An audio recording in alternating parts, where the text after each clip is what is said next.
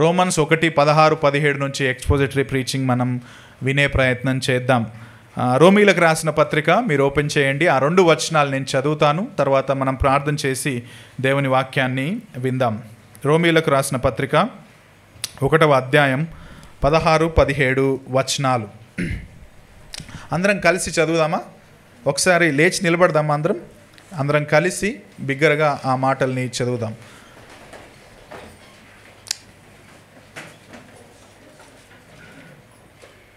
సువార్తను గూర్చి నేను సిగ్గుపడువాడను కాను. ఏలయనగా నమ్ము ప్రతివానికి, మొదట యూదునికి, గ్రీసు దేశస్థునికి కూడా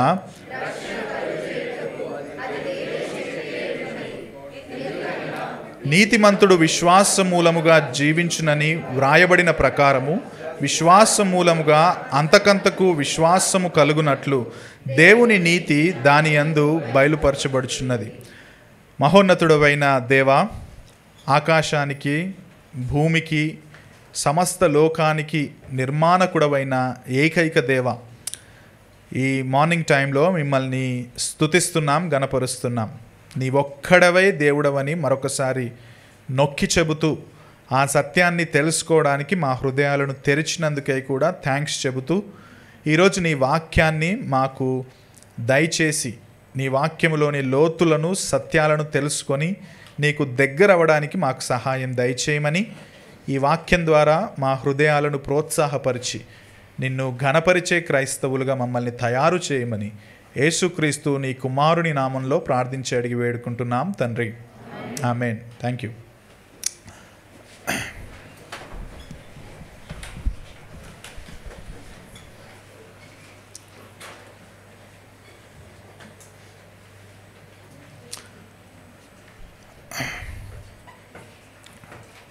జూన్ 11 మనం సెలబ్రేట్ చేసుకున్నాం మన చర్చ్ యానివర్సరీ. 11 నాడు 12 నాడు అనుకుంటా యానివర్సరీ 11 కానీ కువైట్ అనే దేశంలో, మీలో ఎంతమందికి ఈ విషయం తెలుసో నాకు తెలియదు కానీ, కువైట్ అనే దేశంలో ఒక రెసిడెన్షియల్ బిల్డింగ్, అహ్మదీ గవర్నేట్ అనే ఒక రెసిడెన్షియల్ బిల్డింగ్లో ఒక పెద్ద ఫైర్ యాక్సిడెంట్ జరిగింది. కింద షార్ట్ సర్క్యూట్ జరిగిందని న్యూస్లో నేను చదివాను. ఆ షార్ట్ సర్క్యూట్ జరగడం వల్ల ఆ బిల్డింగ్లో ఉన్న దాదాపు 50కి ఎక్కువ మంది చనిపోయారు ఫైర్ యాక్సిడెంట్లో. దాంట్లో మోర్ దెన్ 40 పీపుల్, 40 కంటే ఎక్కువ మంది భారతీయులు ఉన్నారు. అందులో చాలామంది కేరళ రాష్ట్రానికి చెందిన వాళ్ళు. మనందరికీ తెలుసు Dubai and Sharjah and Kerala, Kuwait దేశానికి కేరళ నుంచి ఎక్కువ మంది వెళ్తారు. సో వాళ్ళందరినీ, చనిపోయిన వారి మృతదేహాలన్నింటినీ మళ్ళీ కేరళకి సపరేట్ ఫ్లైట్లో తీసుకొని రావడం జరిగింది. కేరళలో గత 2-3 రోజుల నుంచి ఒక డిప్రెస్డ్ వాతావరణం ఉంది. ఎందుకంటే దాదాపు 40 కంటే ఎక్కువ మంది వాళ్ళ దేశస్తులు వేరే దేశంలో చనిపోయారు. ఆ రోజు 40-45 మంది చనిపోయారు కావచ్చు, కానీ ప్రపంచవ్యాప్తంగా దాదాపు 1,58,000 మంది క్రీస్తును అంగీకరించకుండా చనిపోతున్నారని ఒక సర్వేలో నేను చదివాను. యేసుక్రీస్తును తెలుసుకోకుండా దాదాపుగా 1,58,000 మంది చనిపోతున్నారు. ప్రతి గంటకు దాదాపు 6,300 మంది.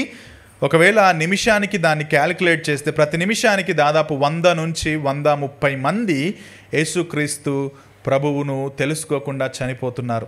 ఈ ప్రసంగం నేను ముగించే లోపు 6,300 మంది యేసుక్రీస్తు లేకుండా నరకానికి వెళ్తున్నారు.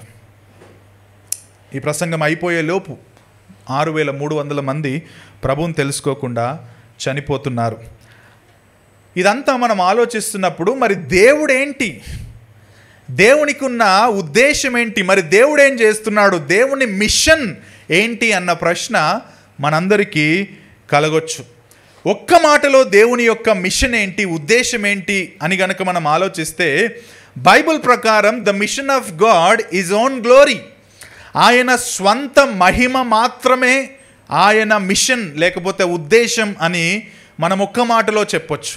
ఒకవేళ మనకు ఆ నిర్వచనాన్ని కాస్త ఎక్స్టెండ్ చేసి what is the mission of God for us, మనకేంటి దేవుని మిషన్ అని గనక మనం ప్రశ్నిస్తే, దేవుని మిషన్ ఏంటి అనంటే తనకు విరోధంగా పాపం చేసిన సృష్టిని విమోచించడం అని మనం కాస్త ఎక్స్టెండ్ చేసి నిర్వచనాన్ని చెప్పొచ్చు. The mission of God is redemption of his creation.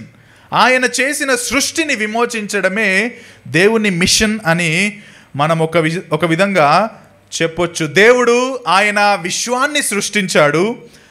ఆ విశ్వంలో సమస్త క్రీచర్స్ని ఆయన చేశాడు. ఆ క్రీచర్స్లో భాగమైన మనిషి దేవుని మాటకు విరుద్ధంగా పాపం చేశాడు.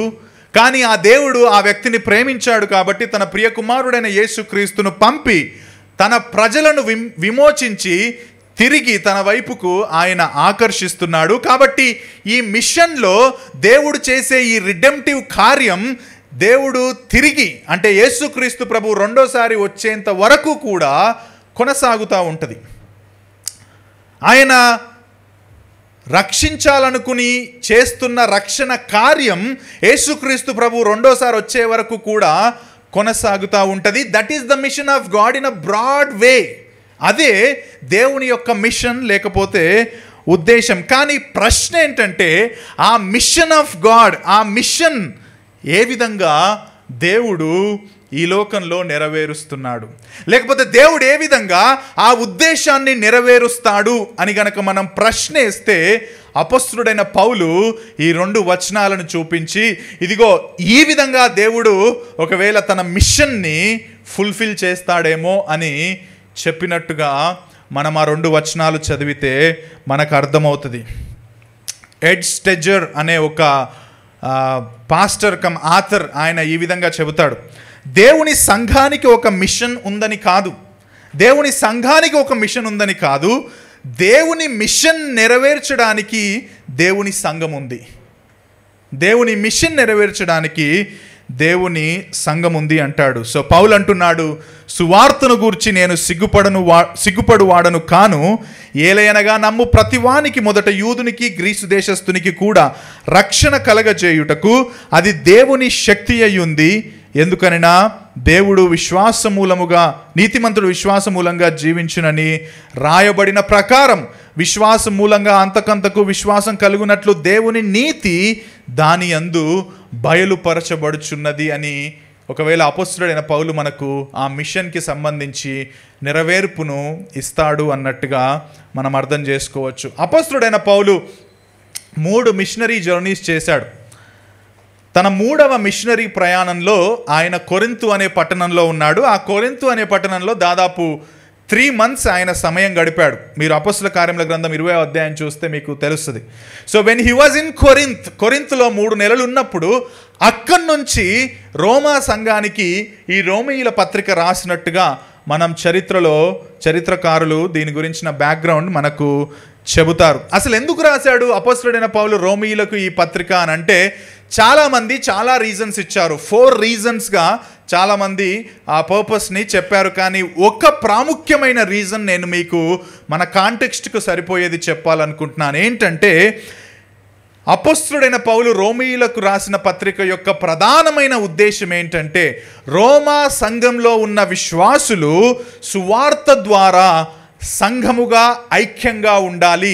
సువార్త అనే పునాది మీద వాళ్ళలో ఐక్యతను తీసుకొని రావడానికి ఆయన ఈ పత్రికను రాసినట్టుగా ఒక బైబిల్ స్కాలర్ దాన్ని పారాఫ్రేజ్ చేసి చెబుతాడు. మనందరికీ తెలుసు మార్టిన్ లూథర్, సంఘ సంస్కరణకర్త అయిన మార్టిన్ లూథర్ గారు ఆయన ఈ రోమీయులు రాసిన మొత్తం గ్రంథాన్ని ఈ విధంగా వివరించాడు. రోమీయులకు రాసిన పత్రిక ఇది కొత్త నిబంధన యొక్క ప్రధాన భాగం. ద ఎంటైర్ న్యూ టెస్టిమెంట్లో this is the most important book. మరియు ఇది పరమ పవిత్ర సువార్త. రోమా పత్రికను ఆయన ఇది ప్రధానమైన భాగం మరియు ఇది పరమ పవిత్ర సువార్త అని అంటాడు అని చెబుతూ మార్టిన్ లూథర్ గారు ఈ విధంగా చెబుతున్నారు. ప్రతి క్రైస్తవుడు కూడా ఈ పుస్తకంలోని ప్రతి పదాన్ని హృదయపూర్వకంగా తెలుసుకోవాలి. అంత మాత్రమే కాకుండా ప్రతిరోజు తమ ఆత్మకు దైనందిన ఆహారంగా సేవించుకోవాలి. అంత రిచ్ థియాలజీ రోమీయులకు రాసిన పత్రికలో ఉంది అని మార్టిన్ లూథర్ గారు ఈ పుస్తకం గురించి ఇంట్రడక్షన్ ఇస్తారు. సో ఈ పత్రిక చాలా ప్రాముఖ్యమైంది.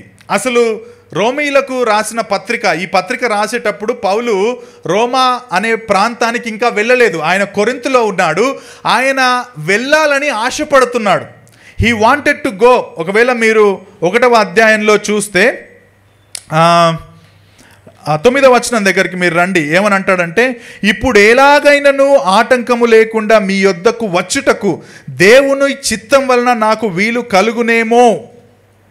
అంటే ఇంకా ఆయన వెళ్ళలేడు. ఇంతకు ముందు 13వ వచనంలో కూడా ఆ మాట ఉంటుంది, సహోదరులారా నేను ఇతరులైన అన్యజనులలో ఫలం పొందినట్లు మీలో కూడా ఫలం ఏదైనాను పొందవలనని అనేక పర్యాయాలు, many times I wanted to come to you people, అనేక పర్యాయాలు మీ యొద్దకు రానుద్దేశించాను, కానీ ఇది వరకు ఆటంకపరచబడితిని. ఇంతవరకు చాలా ట్రై చేశాను కానీ రాలేకపోయాను. ప్రభు చిత్తమైతే నేను ముందు వస్తానేమో, కానీ I want to write these letters so that you be united because of the gospel of Lord Jesus Christ అని ఈ మాటలు ఆయన రాస్తున్నట్టుగా మనం చూస్తాం. ఆయన రాస్తూ ఆ ఇంట్రడక్టరీ వర్డ్స్ అని చెప్పిన తర్వాత ఒక ప్రాముఖ్యమైన డాక్ట్రిన్ ఆయన ప్రారంభ వచనాల్లోనే చెప్పినట్టుగా 16-17 వచనాలని మనం చదివితే తెలుస్తుంది. సో ఈ 2 వచనాల ద్వారా నేను మీకు 4 పాయింట్స్ నేను ఇస్తాను. 4 పాయింట్స్ మనం ఈ 2 వచనాల ద్వారా ఈరోజు నేర్చుకొని దేవుడు ఉద్దేశించిన విషయాలను నేర్చుకునే ప్రయత్నం చేద్దాం. సో మొట్టమొదటి విషయం గురించి నేను చెప్పడానికి ముందు 16వ వచనంలో ఉన్న ఒక పదాన్ని మీకు పరిచయం చేయాలని ఇష్టపడుతున్నాను. మీకు ఇంగ్లీష్ బైబుల్స్ ఉంటే ఇంగ్లీష్ బైబుల్లో చాలా బాగుంది ఆ పదం. తెలుగులోకి వచ్చేసరికి ఏలయనగా అని 16వ వచనం మధ్యలో ఆ మాట తెలుగులో ఉంటుంది, కానీ ఇంగ్లీష్లో ఫర్ అని బయలుదేరుతుంది. ఫర్ ఇంగ్లీష్లో మీరు చూస్తే, so for, but, therefore అన్న మాటలు కంజంక్షన్స్ అని మనం నేర్చుకుంటున్నాం, లేకపోతే కనెక్టింగ్ వర్డ్స్ అని మనం నేర్చుకుంటున్నాం. ఆ కనెక్టింగ్ వర్డ్స్ మనకి ఎప్పుడైనా బైబిల్లో వచ్చినప్పుడు మనం ఏం చేయాలంటే దానికి ముందున్న వాక్య భాగాలను ఒక్కసారి వెనక్కి వెళ్ళి చూడాలి. ఎందుకంటే ఫర్, దేర్ ఫోర్ అంటే ఓకే ఇది జరిగింది కాబట్టి అని మొదలు పెడుతున్నాడు అంటే అసలు ఏం చెప్పాడు ఇంతకు ముందు అని వెనక్కి తిరిగి మనం వెళ్ళి చూడాల్సి వస్తుంది. సో 16వ వచనంలో ఆయన చెబుతున్న మాటలకు ముందుగా మనం 13-14 ఒకసారి వెళ్దాం. ఎందుకంటే ఆయన ఫర్ అని చెప్పడానికి కారణం 13-14 వచనాల్లో కూడా ఆ మాటలు ఉన్నాయి. 13వ వచనం చూడండి, సహోదరులారా నేను ఇతరులైన అన్యజనులలో ఫలం పొందినట్లు మీలో కూడా ఫలం ఏదైనాను పొందవలనని అనేక పర్యాయాలు మీ యొద్దకు రానుద్దేశించితిని, కానీ ఇది వరకు ఆటంకపరచబడితిని. ఇది మీకు తెలియకుండుట నాకు ఇష్టమే. 14 గ్రీసు దేశస్థులకును గ్రీసు దేశస్థులు కాని వారికిని జ్ఞానులకు మూఢులకు నేను రుణస్థునడును. ఆయన అంటున్నాడు నేను రుణస్థుడిగా ఉన్నాను. దేనికి రుణస్థుడిగా ఉన్నాను? 15వ వచనం చూడండి, కాగా నా వలనైనంత మట్టుకు రోమాలోని మీకును సువార్త ప్రకటించడానికి సిద్ధముగా ఉన్నాను అని అంటున్నాడు. సో బేసికల్లీ పౌలు ఏం చెప్తున్నాడంటే I am eager to preach the gospel to Greeks, గ్రీకులకు గ్రీసు దేశస్థులు కాని వారికి కూడా నేను సువార్త ప్రకటించాలని ఇష్టపడుతున్నాను, నాలో ఆ ఆశ ఉంది అని చెప్పి, నేను ఒకవేళ సువార్త ప్రకటించకపోతే నేను మీ అందరికీ రుణస్థుడిగా ఉంటాను అని చెప్పి ఆయన సువార్త ప్రకటన గురించి 13-14 వచనాల్లో ఆ మాట చెబుతున్నాడు. సో బేసికల్లీ ఏంటంటే ఆయన సువార్త గురించి 16-17 వచనాల్లో ఆయన తన మెయిన్ పాయింట్ని చెప్పడానికి ప్రయత్నం చేస్తున్నాడు. సో అప్పుడు మనకు ఒక ప్రశ్న రావచ్చు, సరే ఈయన సువార్త ప్రకటన గురించి మాట్లాడుతున్నాడు కదా, అసలు బేసికల్గా సువార్త అంటే ఏంటి? What is the gospel?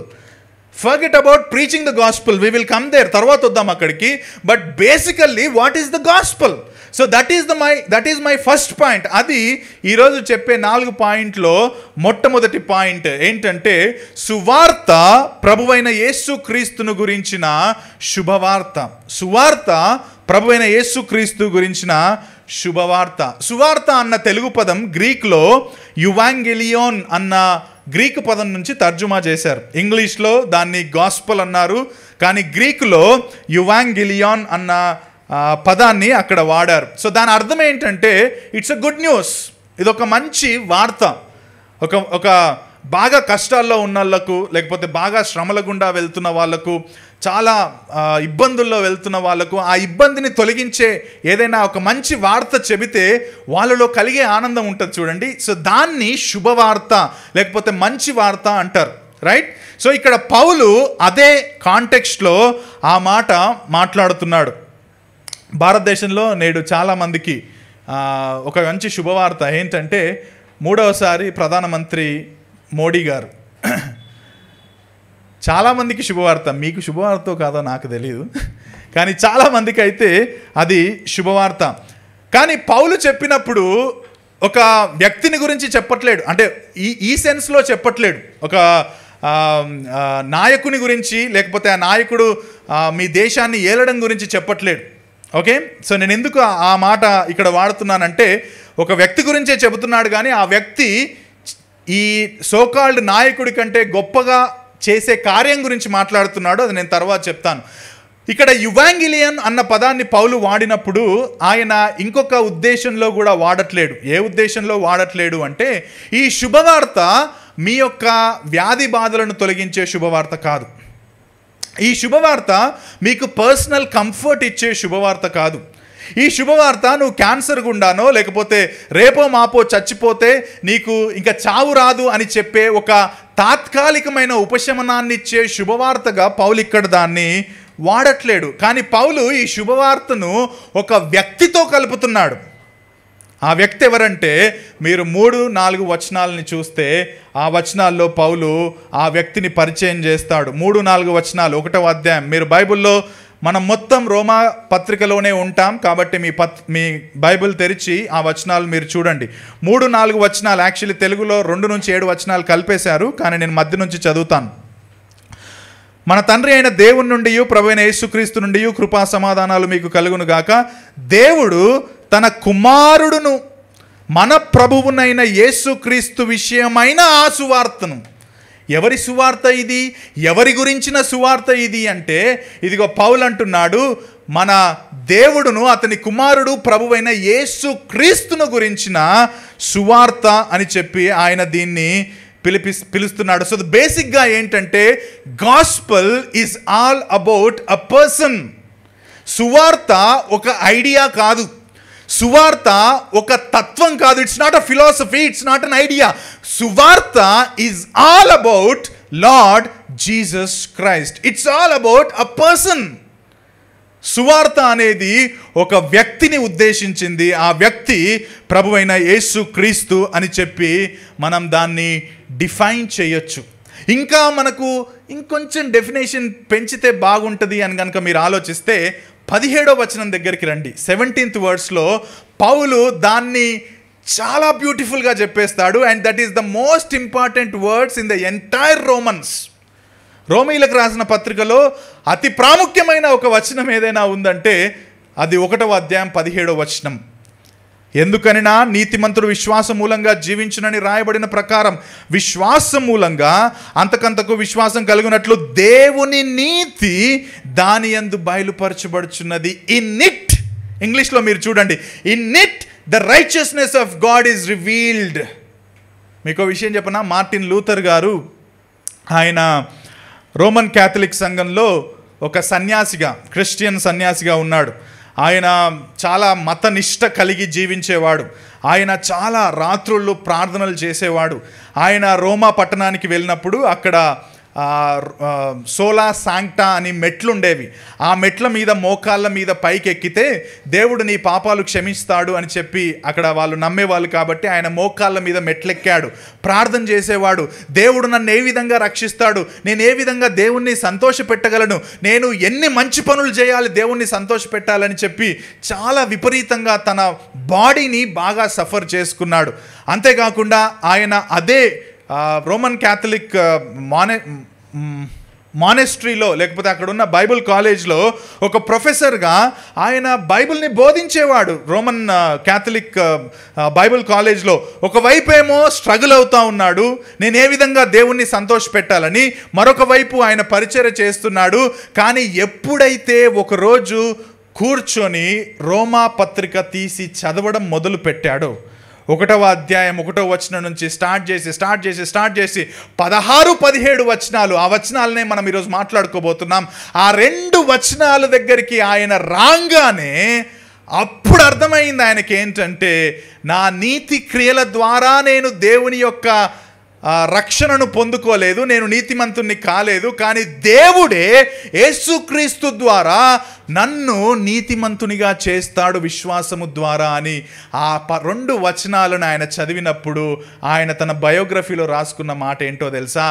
ఈరోజు ఈ క్షణం ఆ సత్యం నాకు తెలిసినప్పుడు నా ఎదుట పరలోక ద్వారాలు తెరవబడిన అనుభవం నాకు కలిగింది, ఆ రోజు నేను రక్షించబడ్డాను అని చెప్పి ఆయన తన ఆటోబయోగ్రఫీలో రాసుకున్నాడు. సో పాయింట్ ఏంటంటే, సువార్త అంటే ఇదిగో అనీతిమంతులుగా ఉన్న మనల్ని దేవుడు క్రీస్తు ద్వారా నీతిమంతులుగా విశ్వాసము ద్వారా చేయడమే ఇక్కడ మనం సువార్తగా 17వ వచనాన్ని ప్రకారం మనం డిఫైన్ చేయొచ్చు. డియర్ బ్రదర్స్ అండ్ సిస్టర్స్, మీరు మగవాళ్ళైనా ఆడవాళ్ళైనా, మీరు గ్రామంలో ఉన్నా పట్టణంలో ఉన్నా, మీరు ఈ దేశంలో ఉన్నా ఆ దేశంలో ఉన్నా, లేకపోతే వేరే వాళ్ళు ఆ దేశంలో ఉన్నా, మనమందరం కూడా, మీరందరూ నేను అందరం కూడా మన పాపాన్ని బట్టి దేవునికి దూరమైపోయాం, దేవునికి మనం శత్రువులమైపోయాం. ఇప్పుడు మనం దేవుణ్ణి చేరుకోలేనంత దూరంగా నరకము వైపుగా మనం అడుగులు వేస్తూ ఉండగా, దేవుడు న్యాయవంతుడు మరియు ప్రేమ కలిగిన దేవుడు కాబట్టి ఆయన తన కుమారుడైన యేసుక్రీస్తును పంపి మనం పొందాల్సిన శిక్షను ఆయన మీద మోపి, ఆయన సిలువకు వెళ్ళడం ద్వారా మన శిక్ష తొలగించబడి ఆ శిక్ష ఆయనకు ఆపాదించడం వలన మనల్ని నీతిమంతులుగా చేశాడు. That's how we became righteous people. క్రీస్తులో ఉన్న నీతిని మనకు ఆపాదించడం ద్వారా మనల్ని దేవుడు నీతిమంతులుగా చేశాడు. దేవుడు మనల్ని చూసినప్పుడు ఎట్లా చూస్తాడంట తెలుసా? మనల్ని యేసుక్రీస్తు కన్నుల ద్వారా చూస్తాడట. ఎందుకంటే మనకు రావాల్సిన శిక్ష యేసుక్రీస్తు మోసాడు కాబట్టి ఆయన క్రీస్తు ద్వారా నిన్ను నన్ను నీతిమంతుడిగా, అంటే హీ డిక్లేర్స్ అన్నమాట. ఒకవేళ జడ్జి దగ్గరికి మీరు వెళ్తే జడ్జి ఫైనల్ జడ్జిమెంట్ ఇచ్చిన తర్వాత హీఈస్ నాట్ గిల్టీ అని కొట్టేస్తాడు కదా, ఈయన మీరు విడుదల చేయొచ్చు అని చెప్పి. ఆ విధమైన జస్టిస్ లేకపోతే ఆ విధమైన తీర్పు మనకు దేవుడు యేసుక్రీస్తు కార్యము ద్వారా దయచేస్తాడు. ఇప్పుడు మనం నీతిమంతులమయ్యాం. అది మనకిప్పుడు సువార్తగా అపోస్తలుడైన పౌలు రోమీలకు రాసిన పత్రిక 17వ వచనంలో పరిచయం చేస్తున్నాడు. అనీతిమంతులుగా ఉన్న మనల్ని క్రీస్తు జనన మరణ పునరుత్థానాల ద్వారా నీతిమంతుడిగా తీర్చిన దేవుని మాట లేకపోతే దేవుని విషయమే సువార్తగా మనం నిర్వచించవచ్చు. పౌలు ఆ మాట అక్కడ చెబుతా ఉన్నాడు. మరి ఆ యేసుక్రీస్తును ప్రకటించడం శుభవార్త ఎందుకు అవుతుంది? ఇంకా దానిలోని మూలాంశం ఏంటి?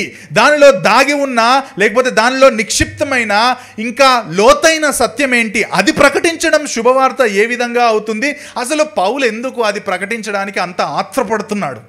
I am eager to preach the gospel. ఎందుకు అంత అత్యవసరమైన స్థితిని పౌలు అనుభవిస్తున్నాడు గనక మనం ప్రశ్నిస్తే మనం మన 2వ పాయింట్ దగ్గరకు వద్దాం. ఆ 2వ పాయింట్ ఏంటంటే, సువార్త రక్షించే దేవుని శక్తి అయి ఉంది. మొట్టమొదటి పాయింట్లో మనం చూసాం సువార్త యేసుక్రీస్తుని గురించిన శుభవార్త. మరి 2వ పాయింట్లో సువార్త రక్షించే దేవుని శక్తి అని మనం 16వ వచనంలో ఆ మాట చూస్తాం. 16వ వచనం చూస్తే మీకు ఆ మాట ఉంది. మొదట యూదునికి గ్రీసు దేశస్థునికి కూడా రక్షణ కలగజేయుటకు. మీరు ఆ వచనాలు చూడండి జాగ్రత్తగా, ప్రతి పదం ఆ 2 వచనాల నుంచే నేను మాట్లాడుతున్నాను. రక్షణ కలగజేయుటకు దేవుని శక్తి అయి ఉంది. మనం 16వ వచనంలో 2 పదాలను ఈరోజు చూసే ప్రయత్నం చేద్దాం. దాంట్లో మొట్టమొదటి పదం ఏంటంటే దేవుని శక్తి. The power. యాక్చువల్లీ ఈ పవర్ అన్న మాట గ్రీకులో దానికి వాడిన పదం ఏంటంటే డూనమీస్. ఓకే, పవర్ గ్రీక్లో డూనమీస్ అనే పదాన్ని వాడారు. ఆ పదం నుండే మనకు డైనమైట్ అన్న పదం వచ్చింది. మనందరికీ తెలుసు కదా, పెద్ద పెద్ద రాళ్లను పేల్చడానికి డైనమైట్స్ని వాడతారు. సో డైనమైట్ అని దేన్ని పౌలు ప్రస్తావిస్తున్నాడంటే సువార్తను ప్రస్తావిస్తున్నాడు. రక్షణ కలిగించడానికి దేవుని శక్తి సువార్త అన్నట్టుగా పౌలు ఇక్కడ దాన్ని ప్రస్తావిస్తున్నాడు. మొత్తం న్యూ టెస్టిమెంట్లో దాదాపు 13 times 13 సార్లు ఈ డూనమీస్ అన్న పదాన్ని నూతన నిబంధన గ్రంథకర్తలు వాడారు. దీని అర్థం ఏంటంటే చాలా గొప్ప శక్తి, చాలా ఎక్కువ బలం, చాలా బలం ఉంది, చాలా గొప్ప శక్తిని డూనమీస్ అంటారు. అసలు పౌలు ఈ ఉత్తరం రాసేటప్పటికీ రోమా ప్రభుత్వం లేకపోతే రోమన్ గవర్నమెంట్ ఉంది. అండ్ ఆ రోజుల్లో ప్రపంచంలో అతిపెద్ద బలమైన గవర్నమెంట్ ఏదైనా ఉందా అంటే రోమన్ గవర్నమెంటే. రోమా సామ్రాజ్య చక్రవర్తి ప్రపంచంలో అతి బలవంతుడైన చక్రవర్తి. ఆ కాంటెక్స్ట్లో ఉన్నప్పుడు పౌలు ఈ ఉత్తరాన్ని రాస్తూ, ఇదిగో the greatest power is not the Roman emperor, the greatest Kingdom is not Roman Kingdom, but there is another Kingdom, there is another emperor అని ఒకవేళ క్రీస్తును ప్రస్తావించడానికి, పరిచయం చేయడానికి ఈ పదాన్ని వాడినట్టుగా కూడా చాలామంది బైబిల్ స్కాలర్స్ చెబుతారు. మనందరికీ తెలుసు, బాగా పవర్ ఉన్నోళ్ళు వాళ్ళ సొంత ప్రయోజనాల కోసం వాళ్ళ శక్తిని వాడతారు, అవునా? So there are powerful people కదా మన చుట్టూ ఉన్నవాళ్ళు, ఎస్పెషలీ రాజకీయ నాయకులు. పవర్ ఉంది, దేనికి వాడతారు? వాళ్ళ డబ్బులు సంపాదించుకోవడానికి వాడతారు, లేకపోతే పవర్లెస్ పీపుల్ మీద అధికారం చెలాయించడానికి వాడతారు. అది ఆల్ ఆస్పెక్ట్స్లో మీరు ఎక్కడైనా చూడండి, ఎవరైతే పవర్ఫుల్ ఉన్నారో అది వాళ్ళ స్వప్రయోజనాల కోసం వాళ్ళ పవర్ని వాడతారు. సో బేసికల్గా పవర్ అండ్ గుడ్ న్యూస్ అంటే మంచి రెండు కలిసి ప్రయాణం చెయ్యవు మన సొసైటీలో. They don't go together, generally don't go together. But పౌలు ఇక్కడ వారు రెండింటినీ కలిపి చెప్తున్నాడు. Power and good news goes together because power is the gospel and that is the good news to the people. What a beautiful analogy అనొచ్చో లేదో కానీ ఎంత చక్కగా పౌలు దాన్ని రెండింటినీ కలిపి చెప్తున్నాడో చూడండి. మీకు ఒక శుభవార్త, మీ మీద ఉన్న ఈ కింగ్ ఎంపరర్, ఇప్పుడు రోమా ప్రభుత్వం మీద ఉన్న ఎంపరర్ లాగా మిమ్మల్ని అబ్యూస్ చేసే ఆయన కాదు, కానీ there is a good news. ఈయన ఇంకా వేరే ఒక గొప్ప శక్తి చేసే లేకపోతే ఒక గొప్ప పని చేసే నాయకుడు అన్నట్టుగా అక్కడ ఆయన ప్రజెంట్ చేస్తున్నాడు. ఇంతకుముందు మనం చూసిన అన్ని తప్పుడు ఉదాహరణలు, దే ఆర్ బ్యాడ్ ఎగ్జాంపుల్స్ కదా, కానీ ఇక్కడ పౌలు చెబుతుంది that's a very good example of the gospel. సువార్త ఎంత శక్తి గలదో ఆయన ఇక్కడ చెప్పే ప్రయత్నం చేస్తున్నాడు. మీరు 1 కొరింథీ 1:18 మీరు చూస్తే అక్కడ కూడా పౌలు ఇదే మాట చెప్తాడు. సిలువను గూర్చిన వార్త నశించుచున్న వారికి వెర్రితనం కానీ రక్షింపబడుచున్న మనకు దేవుని శక్తి అయి ఉంది. సువార్తనే ఇక్కడ ప్రస్తావిస్తున్నాడు. సువార్త దేవుని శక్తి. బయటున్న వాళ్లకు అది వెర్రితనంలా కనిపిస్తుంది, కానీ రక్షించడానికి మాత్రం అది దేవుని శక్తి అని అంటున్నాడు. 1 తెస్సలోనిక 1:4 కూడా మా సువార్త మాటతో మాత్రము గాక శక్తితో పరిశుద్ధాత్మతో సంపూర్ణ నిశ్చయతతో మీ వద్దకు వచ్చి ఉన్న సంగతి మాకు తెలియను. డూనమీస్ అన్న పదాన్ని మాటి మాటికి మనం చూస్తాం. సో మనకు అర్థమవుతుంది ఏంటంటే, ఇదిగో ఈ సువార్తలో ఏదో శక్తి ఉంది, ఆ సువార్త ఏదో చేస్తుంది, అది చాలా పెద్దది, అది చేసే పని సామాన్యమైనది కాదు, అది ఒక విస్ఫోటనం లాంటిది, అది చాలా పెద్ద ఒక కార్యాన్ని అది నిర్వర్తిస్తుంది అన్న ఉద్దేశంతో పౌలు ఆ మాటను సువార్తకు యాడ్ చేసినట్టుగా మనం చూడొచ్చు. By the way, this is not coming from any human being. Okay, ఇది ఏ మనిషి నుంచి వస్తుంది కాదు, దేవుని శక్తి అంటున్నాడు. అంటే it is coming from God himself. దేవుని నుంచి వస్తున్న power, and it is going to do something. అదేంటో మనం 2వ విషయంలో కూడా చూద్దాం. 2వ పదం ఏంటంటే, 2వ పదం, ఫస్ట్ పదం పవర్ శక్తి చూసాం, 2వ పదం రక్షణ. 16వ వచనంలోనే ఆ మాట మనకు ఉంటుంది. రక్షణ కలగజేయుటకు దేవుని శక్తి అయి ఉన్నది. So the second word is salvation. ఇంగ్లీష్లో సాల్వేషన్. ఒకవేళ గ్రీక్లోకి మనం వెళ్తే దాన్ని మనం సొటేరియా అని అంటాం. గ్రీక్లో సొటేరియా అన్న పదానికి అర్థం ఏంటంటే విడుదల. It's a release, deliverance. ఒక రకంగా డెలివరెన్స్. ఒక ఆయన జైల్లో ఉన్నాడు అనుకోండి, ఒకరోజు ఆయనకు బెయిల్ వచ్చింది అనుకోండి, ఏమవుతాడు? ఆయన జైలు నుంచి విడుదల, బయటికి వచ్చేస్తాడు. ఒకవేళ గుహలో ఇరుక్కుపోయి ఉన్నాడు అనుకోండి, ఆయనను రెస్క్యూ చూసి బయటికి తీసుకొస్తే ఆ గుహలో ఆ చీకట్లోంచి ఆయనకి ఏం దొరికింది? విడుదల దొరికింది. సో సొటేరియన్ అంటే ఒక పెద్ద ఉపద్రవం నుంచి లేకపోతే పెద్ద బాధ నుంచి విడిపించబడే ఆ కాంటెక్స్ట్లో ఆ పదాన్ని వాడారు. సో ఎందుకు పౌలు ఇక్కడ ఆ పదాన్ని వాడుతున్నాడు?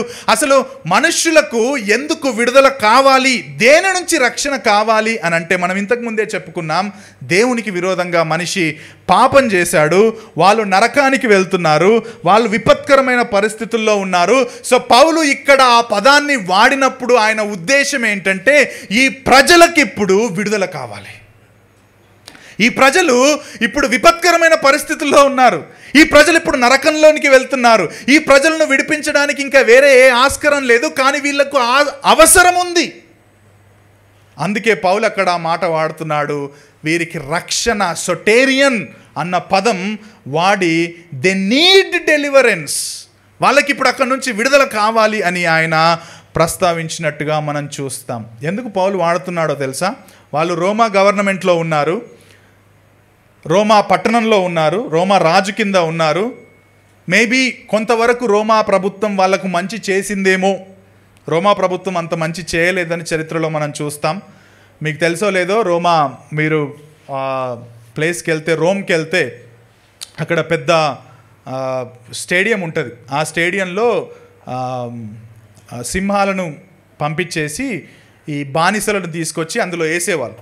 సో వాళ్ళు సింహాలు వాళ్ళను వెంబడించి తింటా ఉంటే అక్కడ కూర్చొని, మనం ఒక మూవీ థియేటర్లో కూర్చొని ఎంటర్టైన్మెంట్ చేస్తూ ఏ విధంగా నవ్వుతామో ఆ విధంగా వాళ్ళు అక్కడ కూర్చొని ఆ సింహాలు మనుషులను పీక్కు తింటా ఉంటే వాళ్ళు అక్కడ కూర్చొని ఎంజాయ్ చేసేవాళ్ళు. ఆ విధంగా వాళ్ళు బానిసలను అప్పట్లో ట్రీట్ చేసేవాళ్ళు. సో రోమా గవర్నమెంట్ అంత గొప్ప ప్రేమ కలిగిన గవర్నమెంట్ ఏం కాదు రోమా ప్రభుత్వం ఆ రోజుల్లో. సో కానీ ఏదో కొంత మంచి జరిగిందేమో అని కూడా మనం అనుకుందాం కొంతవరకు, రైట్? కానీ పౌలు ఇక్కడ రాస్తున్నప్పుడు అది మంచి జరిగింది కాబట్టి ఇంకా మీరు దాంట్లో సాటిస్ఫై అయిపోండి అన్న ఉద్దేశంతో రాయట్లేడు. So is not talking about the good they receive from other people, లేకపోతే గవర్నమెంట్ నుంచి తీసుకున్న గుడ్ గురించి అక్కడ రాయట్లేడు. వాళ్ళకున్న ప్రధానమైన సమస్య నుంచి డెలివరీ కావాలని రాస్తున్నాడు అక్కడ. నా మాటలు అర్థమవుతున్నాయా? వాళ్ళకున్న ప్రధానమైన సమస్య ఏంటి? పాపం. వాళ్ళకున్న ప్రధానమైన సమస్య పాపం. మాకు కాదు ప్రధానమైన సమస్య అని మీలో ఎవరైనా అనుకుంటే మీరు చాలా తప్పుడు అవగాహన కలిగి ఉన్నారు. రోమా ప్రభుత్వంలో ఉన్న, లేకపోతే రోమా పత్రిక రాసేటప్పుడు ఉన్న విశ్వాసుల సమస్య ఏంటో ఈరోజు 2024లో సంఘంలో లేకపోతే బయట ఉన్న ప్రజల సమస్య కూడా అదే. అదేంటంటే ప్రధానమైన సమస్య పాపం. మనందరం కూడా దేవునికి విరోధంగా పాపం చేశాం. మనందరం కూడా దేవునికి విరోధంగా చేసిన పాపం వల్ల దేవుని ఉగ్రత కింద ఉన్నాం. డియర్ బ్రదర్స్ అండ్ సిస్టర్స్, మనం ఎవరి ఉగ్రత కింద ఉన్నామంటే సాతాను ఉగ్రత కింద కాదు. ఎవరి ఉగ్రత కింద ఉన్నాం తెలుసా? దేవుడి ఉగ్రత కింద. సో దేవుడు మనల్ని కాపాడుతాడంటే ఎవరి దగ్గర నుంచి కాపాడుతున్నాడో తెలుసా?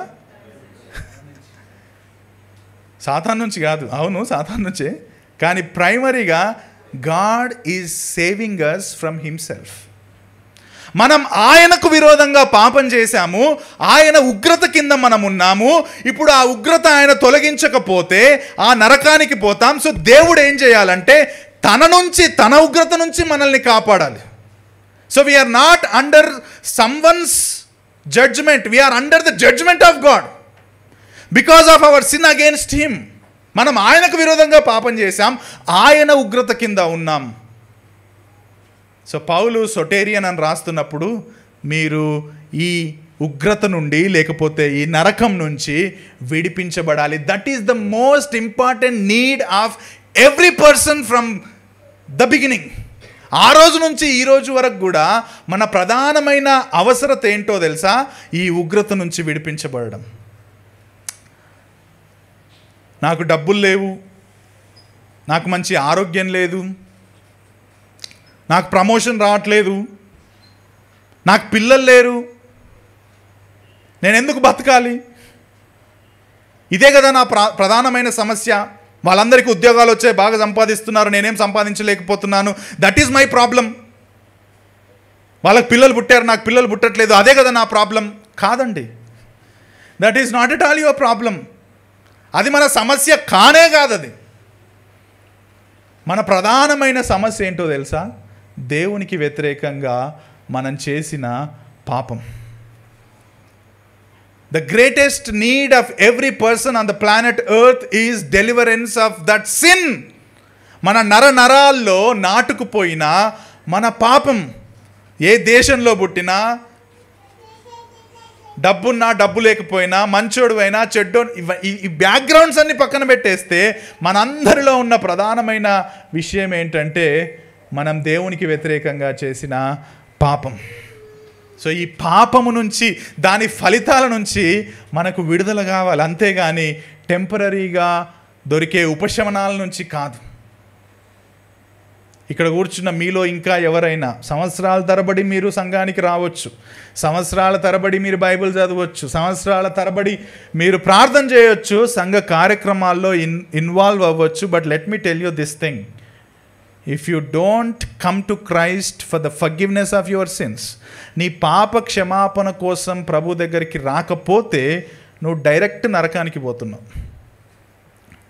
చాలాసార్లు ఈ మాట నేను చెప్పాను. యేసు ప్రభు దగ్గరికి స్వస్థత కోసం రావద్దు. యేసు ప్రభు దగ్గరికి నీ టెంపరీ బ్లెస్సింగ్స్ కోసం రావద్దు. స్వస్థత దొరికితే నేను యేసు ప్రభుని నమ్ముకుంటా, ఆయన నాకు అప్పుల్లోంచి బయటికి తీసేస్తే. దరిద్రం ఏంటంటే చాలామంది పాస్టర్లు కూడా మీ అప్పులు తొలగించబడాలంటే మా దగ్గరికి రండి, మీకు స్వస్థత కావాలంటే మా దగ్గరికి రండి. యేసు ప్రభు వాటి కోసం వచ్చాడండి? ఒక వచనం తీసి చూపించండి, నేను దానికోసం వచ్చానని చెప్పి యేసు ప్రభు చెప్పిన మాట. అద్భుతాలు దేవుడు చేయలేడా అంటే చేశాడు, కానీ అద్భుతాలు చేయడానికి యేసు ప్రభు రాలే. ఆయన వచ్చిన 3.5 సంవత్సరాలు తన పరిచర్యలో భాగంగా కొంతమందిని ఆయన స్వస్థపరిచాడు, కానీ అవి చేయడానికి మాత్రమే పరలోకం నుంచి కిందికి దిగిరాలే. యేసు ప్రభు అంటున్నాడు, దేవుని రాజ్యము సమీపించుచున్నది, అంతటా అందరూ మారు మనస్సు పొందాలి. సువార్త బోధించడానికి వచ్చాడు. ఏంటి సువార్త? దేవునికి వ్యతిరేకంగా పాపం చేసి నరకానికి వెళ్తున్న ప్రజలను విడిపించే వార్త. ఆయన మాత్రమే కాదు, అపొస్తలులు కూడా మీరు యేసు ప్రభువుని నమ్ముకుంటే మీకు వెండి బంగారాలు వస్తాయని అన్నారా? అపొస్తల కార్యం 3వ అధ్యాయంలో మనం చూస్తాం. అది వాళ్ళిద్దరు ప్రార్థన సమయానికి పైకి వెళ్తూ ఉంటారు, పేతురు అండ్ జాన్. ఆ కుంటే ఆయన అక్కడ కూర్చుంటే వాళ్ళన్న మాట చూడండి, ఎంత కాంట్రాస్ట్ ఉంటుంది మన సోకాల్డ్ ప్రాస్పరిటీ ప్రీచర్స్కి. మనోళ్ళు మీకు వెండి కావన్నా, బంగారం కావన్నా, మీకు డబ్బులు కావన్నా మా దగ్గరికి రండి, మేము ప్రార్థన చేస్తామని సోకాల్డ్ ప్రాస్పరిటీ ప్రీచర్స్ ఇప్పుడు వాక్య విరుద్ధమైన సువార్తను ప్రకటిస్తూ ఉంటే, పేతురు యోహాన్లు అక్కడ నిలబడి వెండి బంగారములు మా యొద్ద లేవు కానీ ప్రభు అయిన యేసుక్రీస్తు నామమున లేచి నిలబడు అని చెప్పి ఆయనను స్వస్థపరుస్తారు. డియర్ బ్రదర్స్ అండ్ సిస్టర్స్, యేసు ప్రభు దగ్గరికి డబ్బు కోసమో, ధనం కోసమో, స్వస్థత కోసమో, పిల్లల కోసమో రావద్దు. ఇస్తాడో ఇయ్యడో దేవుడు నాకు తెలియదు, కానీ ఇస్తే దేవునికి స్తోత్రం. కానీ దేవుడు అందుకోసం మాత్రం ఇక్కడికి రాలేడు. ఎందుకు వచ్చాడో తెలుసా? పాపంలో, శాపంలో, దేవునికి వ్యతిరేకంగా నరకానికి పోతున్న నిన్ను నన్ను విడిపించి, నిజమైన విడుదలనిచ్చి తిరిగి ఆయన సమకూర్చడానికి నిన్ను నన్ను ఈ లోకానికి ఆయన మానవుడిగా వచ్చాడని మనం మర్చిపోవద్దు. ఎవరు రక్షించగలరు మనల్ని? ఎవ్వరు రక్షించలేరు మనల్ని. ఆ సొటేరియాని ఎవరు ఇవ్వగలరు అంటే ఎవరు ఇవ్వలేరు మనకు ఆ రక్షణ. డియర్ బ్రదర్స్, మన మంచి పనులు ఏవి మనల్ని రక్షించలేవు. అవి ఎంత మంచివైనా సరే, the good works will not save you. మీకు ఇంకో విషయం చెప్పనివ్వండి, the church will not save you, the pastor will not save you. Pastor దగ్గరికి రావద్దు. పాస్టర్ ఆయననే రక్షించుకోలేనని నిస్సహాయుడు, నిన్నేం రక్షిస్తాడండి? ఏ విశ్వాసి కూడా ఇంకొక విశ్వాసిని రక్షించలేడు. ఎంత గొప్ప ఆరోగ్యకరమైన సంఘమైనా ఆ సంఘం కూడా నిన్ను రక్షించలేదు.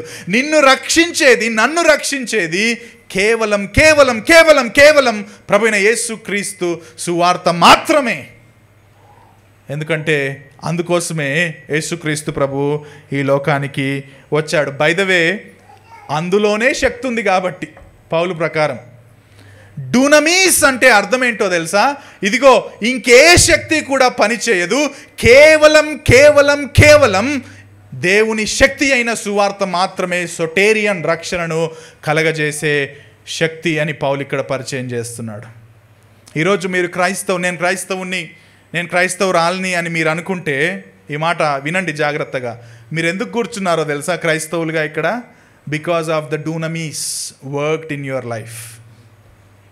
నీ జీవితంలో, నా జీవితంలో డూనమీస్, దేవుని శక్తి పనిచేసింది కాబట్టే నీవు నేను ఈరోజు క్రైస్తవుడిగా ఈ లోకంలో ఉన్నాం.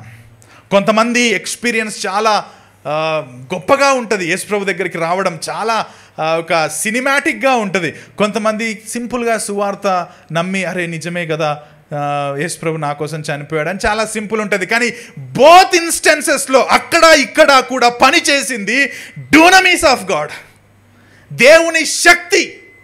అది ఏ వ్యక్తి నుంచి జరగలేదు, అది ఏ వ్యక్తికి కూడా లేదు, కేవలం దేవుని శక్తి మాత్రమే పనిచేసింది. కాబట్టి నరకంలో ఉన్న ఒక వ్యక్తి దేవుని దగ్గరికి రాగలుగుతాడు. అది మాత్రమే దేవుడు చేశాడు అని పౌలు ఇక్కడ ప్రస్తావిస్తున్నాడు. మూడవ పాయింట్ దగ్గరికి మనం వద్దాం. మూడవ విషయం ఏంటంటే సువార్త విశ్వసించిన వారిని రక్షిస్తుంది. ఫస్ట్ది సువార్త యేసుక్రీస్తుని గురించిన శుభవార్త. రెండవది ఏం చెప్పాం? సువార్త రక్షణ కొరకైన దేవుని శక్తి. మూడవది సువార్త విశ్వసించిన వారిని రక్షించే దేవుని శక్తి. యేసుప్రభు గురించి విన్న ప్రతి ఒక్కరూ రక్షించబడతారండి? రక్షించబడతారా? రక్షించబడరు. సో ఇక్కడ పౌలు ఆ మాట చూడండి 16వ వచనంలోనే, 16 దగ్గరికి రండి మీరు మళ్ళీ. ఏలయనగా నమ్ము ప్రతివానికి, మొదట యూదునికి గ్రీసు దేశస్థునికి కూడా, నమ్ము ప్రతివానికి అని ఉంది అక్కడ మాట. విన్నారా? చూసారా ఆ మాట? Everyone who believes, not everyone who hears. And by the way ఇక్కడ పౌలు యూనివర్సలిజం గురించి కూడా మాట్లాడతలేడు. యూనివర్సలిజం అంటే ప్రతి ఒక్కరూ రక్షించబడతారు అన్నది కూడా పౌలు కాన్సెప్ట్ కాదు ఇక్కడ. ప్రతి ఒక్కరూ రక్షించబడరు. ప్రతి ఒక్కరూ రక్షించబడడమే దేవుడి ఉద్దేశం అయితే, దేవుని ఉద్దేశాన్ని ఆపే శక్తి ఇంకెవరికైనా ఉందా?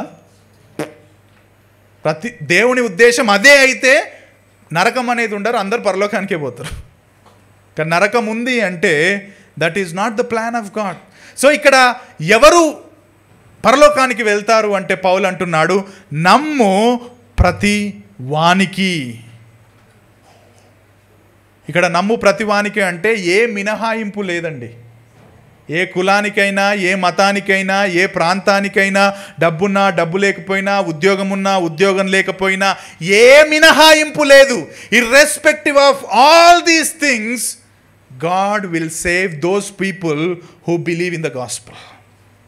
ఎవరైతే యేసుక్రీస్తు సువార్త యందు విశ్వాసం ఉంచుతారో వాళ్ళందరినీ ఆయన రక్షిస్తాడు. ఆయనకు డిస్క్రిమినేషన్ ఏనేం లేదు. రోమీలకు రాసిన పత్రికలోనే మనం చూస్తాం, ఏ భేదము లేదు, డిస్క్రిమినేషన్ లేదు. అదే రోమీలకు రాసిన పత్రిక 10వ అధ్యాయం 13వ వచనం మీరు చూస్తే, రోమా 10:13 చూడండి. ప్రభువు నామమును బట్టి ప్రార్థన చేయువాడు ప్రతివాడు రక్షించబడతాడు అని ఉంది. ప్రభువు నామము బట్టి ప్రార్థన చేయే ప్రతివాడు, ప్రతి ఒక్కరు అని లేదు, ప్రపంచంలో ఉన్న ప్రతి ఒక్కరు అని లేదు. Those who believes they will be saved. 3వ అధ్యాయం 21-22 వచనాలు చూస్తే, ఇట్లుండగా ధర్మశాస్త్రానికి వేరుగా దేవుని నీతి బయలుపరచబడుచున్నది. దానికి ధర్మశాస్త్రము ప్రవక్తలు సాక్ష్యం ఇచ్చుచున్నారు. అది క్రీస్తు యేసునందు విశ్వాస మూలమునదై నమ్ము వారందరికీ దేవుని నీతి అయి ఉన్నది. డియర్ బ్రదర్స్ అండ్ సిస్టర్స్, ప్రపంచంలో ఉన్న ప్రతి ఒక్కరూ రక్షించబడరు. ఎవరైతే ఈ డూనమీస్ లేకపోతే ఎవరైతే ఈ నీడ్ ఉంది, నాకు కంపల్సరీ రక్షణ అవసరత నాకుందని యేసుక్రీస్తు సువార్త యందు విశ్వాసం ఉంచుతారో వారు మాత్రమే రక్షించబడతారు. ఒక ఆయన ఈ విధంగా అన్నాడు, ఈ మాట వినండి. సువార్త ఆహ్వానం సార్వత్రికమైంది. The gospel invitation for all, it's universal. The gospel invitation is for universal. కానీ విశ్వసించే వారికి మాత్రమే దానిలో పాల్గొనే అవకాశం పరిమితం చేయబడ్డది. విశ్వసించే వారికి మాత్రమే, those are the people who can participate in salvation.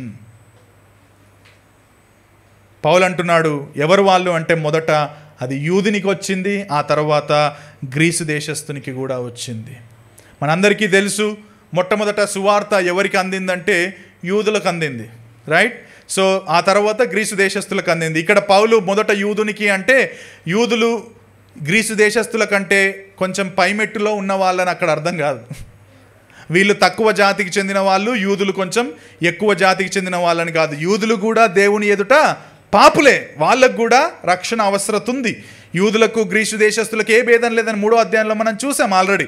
కాబట్టి వీళ్ళు పైకి చెందిన వాళ్ళు, వీళ్ళు కింద చెందిన వాళ్ళని అక్కడ ఉద్దేశం కాదు. మొట్టమొదటిసారిగా యేసు ప్రభు ఈ లోకానికి వచ్చినప్పుడు యెరూషలేంలో ఆ ప్రాంతంలో ఉన్నాడు, బెత్లెహేంలో పుట్టాడు, ఆ యూదా ప్రాంతంలో ఉన్నాడు.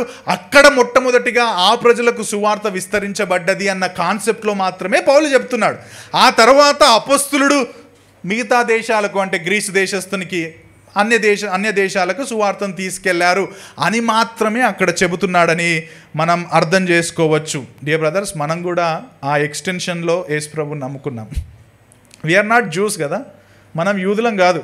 ఆ గ్రీసు దేశస్తులకు వచ్చిన తర్వాత ఆ గ్రీసు దేశస్తుల్లో ఉన్న కొందరు మిగతా దేశాలందరికీ ఆ సువార్తను పట్టుకొని పోయి తోమా మన దేశానికి వస్తే ఆ తోమా ద్వారా భారతదేశానికి సువార్త అందించబడి ఆ రోజు మొదలుకొని ఈ రోజు కూడా సువార్త ఫలం ఫలించింది. కాబట్టే నీవు నేను క్రైస్తవుడిగా ఈరోజు ఇక్కడ కూర్చున్నాం.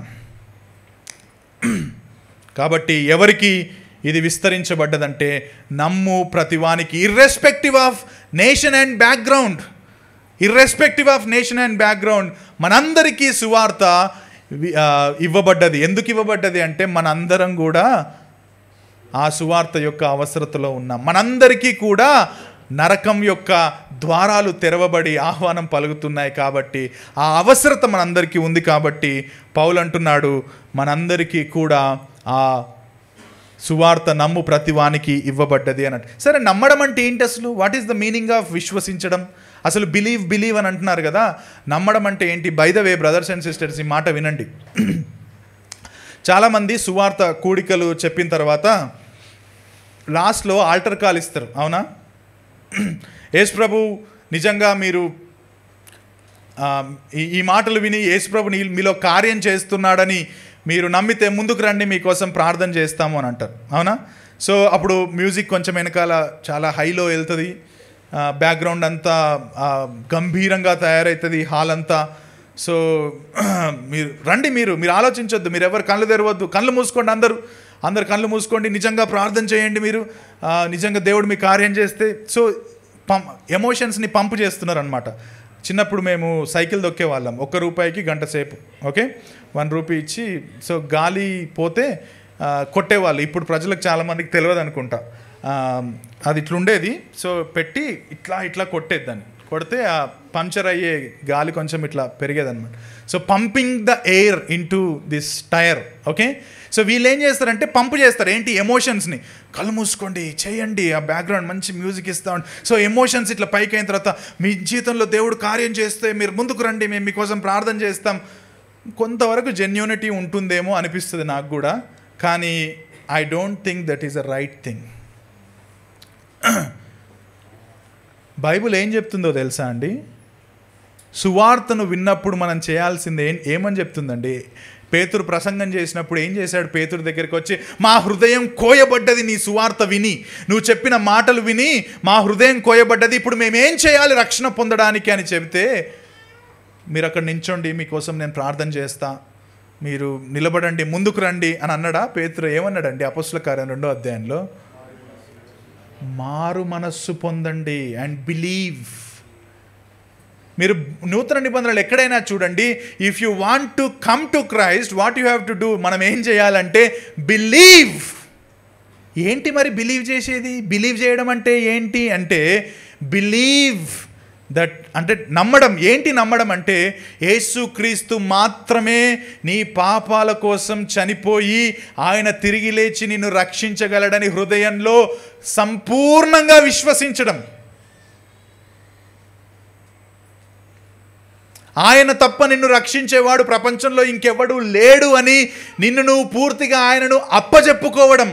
నువ్వొక ప్రధాన పాపివని, నీ పాపాన్ని బట్టి నువ్వు నరకానికి పోతుంటే ప్రభువైన యేసుక్రీస్తు వచ్చి నీ జుట్టు తాపి పైకి లేపి నిన్ను రక్షించాడు. సొటేరియన్, ఆయన దేవుని శక్తిని నీ మీద చూపించి నిన్ను బయటికి లాగాడని సంపూర్ణంగా విశ్వసించడం, ఆయన తప్ప నీకు వేరే మార్గం ఏది లేదని ఆయన పాదాలు పట్టుకొని మార్చబడిన జీవితం జీవించడం, అది నమ్మడం అంటే. నీ పాపాన్ని బట్టి నీకు బాధ కలగాల, ఆ పాపాన్ని బట్టి ప్రభు దగ్గరికి వెళ్ళి నువ్వు ఒప్పుకోవాలా, ఆ తర్వాత నీ జీవితంలో మార్పులు కనబడాలి. అది నమ్మడం అంటే. నేను యేసుప్రభుని నమ్ముకున్నాను అని చెప్పి చేతులు లేపడం కాదు. బై ద వే, నేను చాలాసార్లు చేతులు లేపాను, అప్పుడు రక్షించబడలే. నీ జీవితమే మారదు, నీ జీవితంలో సువార్తకు సంబంధించిన ఫలాలే ఉండవు, నీ పాపాలను బట్టి నువ్వు ఒప్పించబడవు, బాధపడవు, నువ్వు దేవునికి విరోధంగా పాపం చేసావన్న బాధ నీ లోపల ఉండనే ఉండదు. కానీ నువ్వు ఈ సంఘానికి వస్తావు, ప్రార్థన చేస్తావు, హల్లెలూయా అంటావు, మంచిగా పాటలు పాడతావు. That is not a Christians life, that is not believing.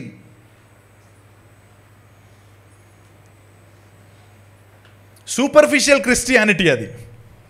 పైపైన ఉపరితలమైన క్రైస్తవ్యం. ఉపరితలమైన క్రైస్తవ్యంలో ఉన్న వాళ్ళందరూ నరకానికే డైరెక్ట్. నీ హృదయంలో పాపాన్ని బట్టి తీవ్రమైన వేదన కలగాల. ఇంతకుముందు కూడా మీకు చెప్పినట్టున్న, అప్పట్లో చాలామంది ప్రసంగికులు ఆ ఊరు ఈ ఊరు తిరిగి మైక్ లేకుండా ప్రసంగం చెప్పి సువార్త చెబుతూ ఉంటే ఆ గ్రౌండ్లో కూర్చున్న వాళ్ళందరూ వెక్కి వెక్కి వెక్కి వెక్కి ఏడ్చే వాళ్ళంట. ఎందుకంటే ఆ పాపం యొక్క తీవ్రత వాళ్ళ హృదయాలను కలిచి ఆ కళ్ళలోంచి నీళ్ళు వచ్చి చాలా బాధపడి ఆ పాస్టర్ గారి దగ్గరికి వచ్చి, పాస్టర్ గారు నిజంగా మీ వాక్యాన్ని బట్టి మేము ఎంతో సంతోషపడ్డాం, సువార్త మమ్మల్ని రక్షించింది అని చెప్పి టెస్టిమోనీస్ చెప్పేవాళ్ళట. ఈ రోజుల్లో అసలు జరగట్లేదు. అది పాపం పట్ల తీవ్రమైన వేదన కలగట్లేదు మనకు. అసలు ఆ పాపాన్ని ఒప్పుకునే తత్వం కూడా తగ్గిపోతుంది మన లోపల. పౌలు అంటున్నాడు, trust that he is the only saviour, he is only God who died on the cross for my since. ఆ పర్సనల్ కన్విక్షన్ మన హృదయంలో కలగడమే విశ్వసించడం లేదా నమ్మడం.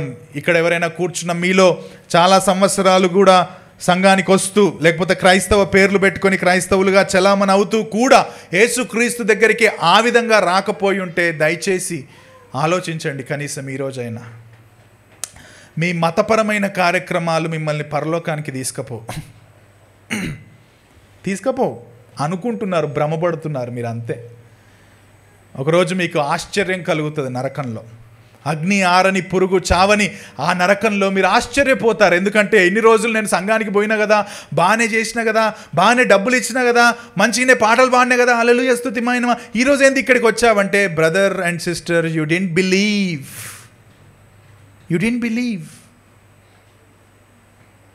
నువ్వు నమ్మలే. పైన ప్రభువుని అంగీకరించాను అని చెప్పి నువ్వు అనుకున్నావు. నీ పాపాన్ని బట్టి పశ్చాత్తాపడి ప్రభు అయిన యేసుక్రీస్తును విశ్వసిస్తేనే నువ్వు ప్రభు అయిన యేసుక్రీస్తు ద్వారా నిజమైన శక్తిని పొందుకొని నువ్వు విడుదల పొందుకోగలవు అని చెప్పి నేను మీకు రిక్వెస్ట్ చేస్తున్నాను. ఇంకా ఎవరైనా ఆ విధంగా ఉంటే మీరు ప్రభు దగ్గరికి రమ్మని నేను మిమ్మల్ని కోరుకుంటున్నాను. 4వ పాయింట్ దగ్గరికి మనం వద్దాం. చివరిది చాలా ప్రాముఖ్యమైంది. This is the main point of the argument. పౌలు యొక్క ప్రధానమైన పాయింట్ ఏంటంటే, సువార్త రక్షించే శక్తిగల వార్త కాబట్టి మనం ఇతరులకు ప్రకటించాలి. I am eager to preach the gospel. అసలు ఇంగ్లీష్లో ఒక పదాన్ని వాడారు. ఎవరైనా ఇంగ్లీష్లో 16వ వచనం చదువుతారా? 15వ వచనం చదువుతారా ఇంగ్లీష్లో?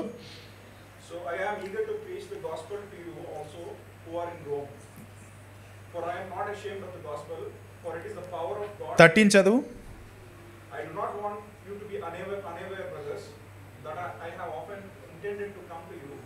14 సారీ, రైట్. ఆ పదాన్ని వినండి. I am under the obligation. తెలుగులో ఆ పదాన్ని రుణస్థుడను అని ఉంది. సో ఇప్పుడు సపోజ్ నేను మైకేల్ దగ్గర 1,00,000 రూపాయలు తీసుకున్నాను అనుకోండి. సో నేను ఎవరికి రుణస్థుడను? ఇప్పుడు మళ్ళీ మైకేల్కి రుణస్థుడను. I have to give it back, right? కానీ ఇంకొక సినారియో చూద్దాం. ఓకే, మైకేల్ నాకు 1,00,000 రూపాయలు ఇచ్చాడు. మైకేల్ నాకు 1,00,000 రూపాయలు ఇచ్చాడు. ఓకే, ఈ ₹1,00,000 తీసుకెళ్ళి సుబోధ్కి ఇమ్మన్నాడు. ఓకే, అర్థమవుతుందా?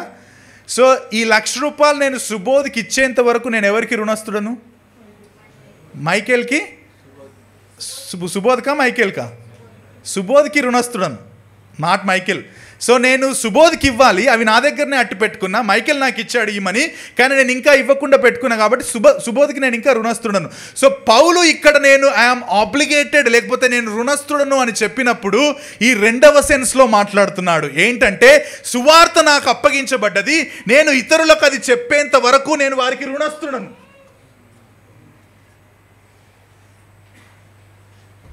ఒకవేళ నేను అది వారికి ఇవ్వలేదు అనుకో, ఐఎమ్ ఆబ్లిగేటెడ్, నేను ఇంకా ఇవ్వలేకపోతున్నట్టు, నేను ఇంకా రుణస్తుడను అని ఆ సెకండ్ సెన్స్లో మాట్లాడుతున్నాడు. అందుకే అంటున్నాడు ఐఎమ్ ఈగర్, నేను రుణస్తుని కాబట్టే I want to preach the gospel. Dear brothers and sisters, సువార్త దేవుని శక్తి అని తెలుసుకుంటే సరిపోదు. సువార్త ద్వారా నీవు విడిపించబడి నువ్వు విడుదల చెందించబడ్డావు అని తెలుసుకుంటే సరిపోదు. పౌలు అంటున్నాడు I want to come to you. ఎందుకు వెళ్ళాలనుకుంటున్నాడో తెలుసా? ఆ సువార్తను ప్రకటించడానికి వెళ్ళాలనుకుంటున్నాడు. ఆ సువార్తను తిరిగి వాళ్లకు చెప్పి వాళ్ళను ఐక్యతలో పెంపొందించాలని కోరుకుంటున్నాడు. ఆయన చచ్చిపోయేంత వరకు కూడా చేసింది అదొకటే, సువార్త. I am eager to preach the gospel. ఎవడన్నా బాగా దెబ్బలు తింటే, నువ్వు సువార్త చేసినందుకు నిన్ను ఏసి కొడితే, నిన్ను ఒక రూమ్లో బందీ చేసి నీకు తిండి పెట్టకుండా పైన కింద నీకు అన్ని సంఖ్యలు లేచి నేను పండబెడితే, మళ్ళీ తెల్లారు లేచి ఎవరన్నా మనలో సువార్త చేస్తారండి? చేస్తారా? కానీ పౌలు చేశాడండి. యాక్ట్స్ చాప్టర్ 16కి మీరు వెళ్తే పౌలు శీలలు వాళ్ళిద్దరిని లోపలేసి కాళ్ళకు చేతులకు బేడీలేసి, ఆ లైట్లు లేవు అప్పటికి, థామస్ అల్వా ఎడిసన్ పుట్టలేదు కాబట్టి లైట్లు లేవు, చిన్న గుహలో వేసి పెట్టేస్తే రాత్రి అప్పటికే ఒళ్ళంతా గాయాలైనాయి, అప్పటికే చాలా బాధలో ఉన్నారు. పాటలు పాడారంట సార్ వాళ్ళు. మనం పాడతాం, మన పాటలు వెరైటీగా ఉంటాయి, మన పాటల్లో పదాలు ఉండవు, మూలుగులే ఉంటాయి. అటువంటి సిచ్యువేషన్లో మనం ఉంటే పాటలు పాడారు. మొత్తానికి ఆ రోజు పెద్ద దేవుడు పెద్ద కార్యం చేశాడు. తెల్లారి మళ్ళీ ఏం చేశారు? బయటికి వచ్చి మళ్ళీ గాస్పెల్ చేశారు. మనం ఆ ప్లేస్లో ఉంటే మెడికల్ లీవ్ పెట్టుకొని 2-3 నెలలు ఇంట్లో మంచిగా ఫ్రూట్ జ్యూసులు దాక్కుంటూ రెస్ట్ తీసుకునేవాళ్ళం. మళ్ళీ ఒకసారి బయటికి వెళ్తే ఒట్టరా దేవా అని అనుకుంటాం. ఎందుకు? I am eager to preach the gospel, I am eager to preach the gospel because Paul understood the dunamis in his own personal life. ఆ డూనమిస్ని వ్యక్తిగతంగా ఆయన అనుభవించాడండి. దమస్కు మార్గంలో వెళ్తూ ఉంటే యేసు ప్రభుని ఎన్కౌంటర్ అయ్యాడు. ఆ డూనమిస్ని అనుభవించాడు కాబట్టి అదే డూనమిస్ ప్రతి ఒక్కరికి చెప్పాలి, ఆ డూనమిస్ ప్రతి ఒక్కరు అనుభవించాలని ఆ రుణస్థుడను నేను eager to preach the gospel అని బయటికి వెళ్ళాడు. సువార్తలో దేవుని శక్తి ఉందంటే డియర్ బ్రదర్స్ అండ్ సిస్టర్స్, ఆ శక్తిని అనుభవించి నువ్వు యేసు ప్రభు దగ్గర రక్షించబడ్డావంటే అదే శక్తిని నీవు నేను ఇతరులకు ప్రకటించాలి, అంతే.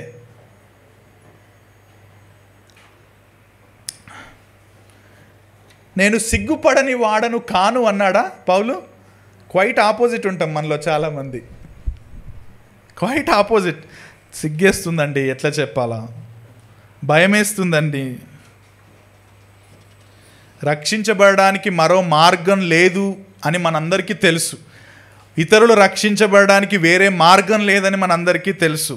కానీ తెలిసి కూడా మనం చాలాసార్లు సిగ్గుపడతా ఉంటాం, చాలాసార్లు మనం భయపడతాం. ఎందుకు పంచుకొని తెలుసా అండి? చాలాసార్లు మనం సువార్త, కొన్ని రీజన్స్ మీకు చెప్తాను క్విక్గా.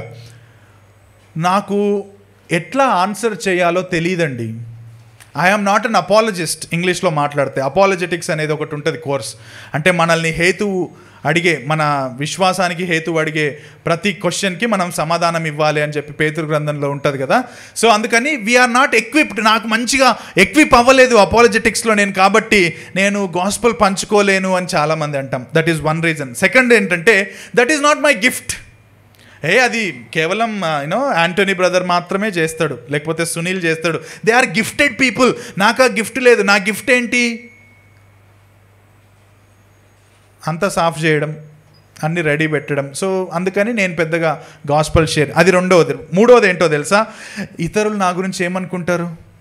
వామ్మో వాళ్ళు నన్ను చాలా తక్కువగా చూస్తారేమో, ఈయన గాస్పెల్ ప్రజెంట్ చేస్తున్నాడని, మేబీ నా కుటుంబం మీదకి ఏమైనా చిన్నగా హాని ఏమైనా చేస్తారేమో. So I think about my self, అంటే నా ఇమేజ్ గురించి నేను ఆలోచిస్తానన్నమాట.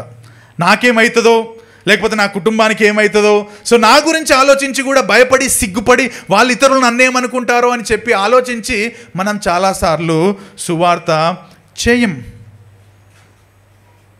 డియర్ బ్రదర్స్ అండ్ సిస్టర్స్, యేసుప్రభు ఏనాడైనా నువ్వు సువార్త చెబితే నీకు శ్రమలు రావు అని చెప్పాడా అండి? ఒక వచనం మీ చేయి పెట్టి ఇట్లా చేసి చూపియండి, ఇక్కడ చెప్పాడు యేసుప్రభు అని. శ్రమలు వస్తాయి, రిజెక్షన్ వస్తుంది, నిన్ను ఈడ్చుకొని బయటికి పోతారు. పౌలునేమన్నా మంచి కారులో పెట్టి తీసుకుపోయారండి ఆయన సువార్త చెప్పిన తర్వాత? ఊరవతలకి ఈడ్చారంట, ఇట్లా ఆయనను లిటరల్గా కాళ్ళు చేతులు రెక్కలు పట్టుకొని బయటికి ఈడ్చి పడేశారంట. ఎందుకు? సువార్త చెప్తే. సో శ్రమలు వస్తాయి, మనల్ని తిడతారు, ఇవన్నీ కొత్తగా వచ్చేవి కావు. ఆనాడు అదే జరిగింది, ఈరోజు యేసుప్రభు సువార్త చెప్పినా కూడా అదే జరుగుతుంది. అసలు యేసుప్రభువునే సువార్త చెప్పినందుకు చంపేశారు. స్టెఫెనుని మంచిగా నిలబెట్టి ఆయనకి ఏమన్నా పూలదండ వేశారా సువార్త చెప్తే? రాళ్లతో కొట్టి చంపారు. ఏం చేశాడు ఆయన? సువార్త చెప్పాడు. పౌలు మీద రాళ్ళు రువ్వారు, బయటికి లాగారు, జైలులో బంధించారు, శిష్యులను హతసాక్షులుగా చంపేశారు. వీళ్ళందరికీ విభిన్నమైన ప్రతిస్పందన మనకు రావాలని మనం ఎందుకు కోరుకోవాలి?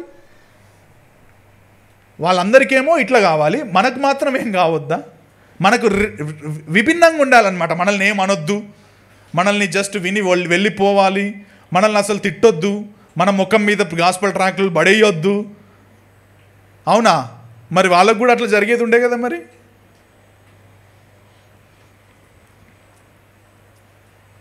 జాన్ పైపర్ ఇట్లా రాస్తాడు, బాధపడండి, ప్రజలు మిమ్మల్ని తప్పుగా అర్థం చేసుకొనివ్వండి, అయితే సిగ్గుపడకండి. Do not be ashamed of the gospel. ఇవన్నీ జరుగుతాయి, అయితే సిగ్గుపడకండి. ఎందుకంటే క్రీస్తు ద్వారా దేవుని రక్షించే పని యొక్క సందేశం మాత్రమే లోకంలో అంతిమమైన విజయవంతమైన సందేశం. కాబట్టే మీరు సిగ్గుపడకుండా ప్రకటించండి. మీకు స్వల్పకాలిక నొప్పి ఉంటుంది, కానీ దీర్ఘకాలికంగా మీకు లాభం ఉంటుంది. మీ ఎదుట ఉంచబడిన ఆనందం నిమిత్తం, సువార్త మాత్రమే పొందగలిగే రక్షణ నిమిత్తం మీరు మీ సిలువను ఎత్తుకోండి, యేసును వెంబడించండి, మీ సిగ్గును తృణీకరించండి. సిగ్గుపడే క్రైస్తవులారా, మీ సిగ్గును తృణీకరించండి. అసలు బేసిక్ ఏంటో తెలుసా? చాలాసార్లు మనం ఎందుకు సువార్త చెప్పమో తెలుసా? సువార్తలో దేవుని శక్తి ఉందని మనం మర్చిపోతాం. మన ప్రజెంటేషను, మనం చెప్పే విధానము, మనం ప్రేమించే విధానము, మన యాక్టివిటీసు, మనం ఎట్లా చెప్తే వాళ్ళు రక్షించబడతారు, మన మీద ఎక్కువ ఆలోచిస్తాం. డియర్ బ్రదర్స్ అండ్ సిస్టర్, కాదు. It is the power of the gospel which can save people, not your presentation. నా ప్రజెంటేషన్ ప్రజల్ని రక్షించదండి. So we're forgetting that there is a power in the gospel. అందుకే కొన్నిసార్లు సువార్త పంచుకునేటప్పుడు మిగతా దేవతల గురించి మాట్లాడొద్దని నేను చెప్తాను. Don't talk about their God and goddesses. వాళ్ళ శ్లోకాలను తీసుకొని వాళ్ళ శ్లోకాల నుంచి యేసుక్రీస్తును ప్రజెంట్ చేసే మూర్ఖమైన పని మనం చేయొద్దండి. There is a power in the gospel. దేవునికి ఈ గాస్పెల్కి ఇంకొక మత గ్రంథంలోంచి సహకారం ఏం అవసరం లేదు, ఇంకొక ఫిలాసఫీ నుంచి సపోర్టింగ్ ఏం అవసరం లేదు. There is a power in the gospel and if you present it God in his sovereignty, he will save. ఆయన రక్షిస్తాడు ఆయన ప్రజల్ని, నువ్వు ప్రజెంట్ చేయి ఫస్ట్, అంతే. Don't depend on your vocabulary. మంచి వొకాబులరీ ఉండాలి, ప్రజెంటేషన్ ఉండాలి, మంచి పదాలు వాడాలి, అవసరం లేదండి. నమ్మకంగా దేవుని దగ్గర ప్రార్థన చేసి సువార్త చేయి, దేవుడు తన ప్రజల్ని తాను రక్షిస్తాడు. తీసేయండి ఆ సిగ్గును, తీసేయండి.